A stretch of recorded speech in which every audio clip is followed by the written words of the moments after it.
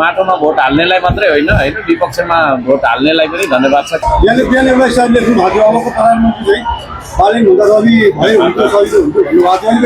किनभने यस्तो छ, अब हामी प्रतिपक्षमा रहेपछि हामीले त प्रश्नहरू सोध्नुपर्छ।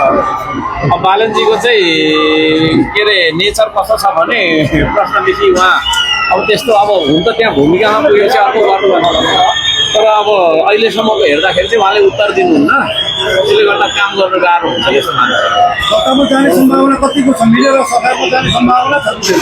त्यस्तो के अरे म्यान्डेट त्यो खालको होइन होइन, हामीलाई के अरे त्यस्तो ठाउँमा जनताले पुऱ्याउनु भएको छैन, त्यसले गर्दा त्यो कुरामा जित्न चाहिँ जित्छु भन्ने लागेको थियो होइन। मतान्तर चाहिँ 5000 जतिको मतान्तरले जितिन्छ जस्तो लागेको थियो, त्योभन्दा केही हजार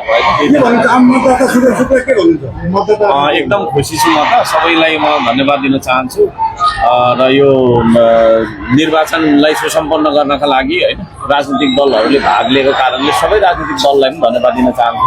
यदि कुनै दलले हामी बहिष्कार गर्छौँ भनेर भनिदिएको भए यो फेरि वातावरण बन्दैन थियो, त्यसले गर्दाखेरि अब सबै दलहरूलाई पनि धन्यवाद दिन चाहन्छु, अब मतदाताज्यूहरूलाई धन्यवाद दिन चाहन्छु। माटोमा भोट हाल्नेलाई मात्रै होइन होइन विपक्षमा भोट हाल्नेलाई पनि धन्यवाद छ, किनभने लोकतन्त्र हामीले सबैले स्वीकारेको हो।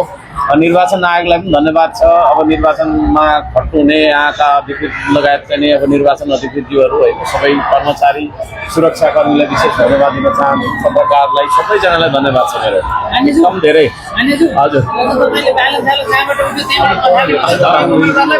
हो त्यो कुरा नम्बर चुनावको बेला होइन त्यो कस्तो भने चुनावको बेला हरेक मान्छेले भनिरहेको हुन्छ कि विभिन्न भनिरहेको हुन्छ, उहाँहरूले भनिराख्नुपर्छ, त्यसलाई अन्यथा मान्नु हुँदैन।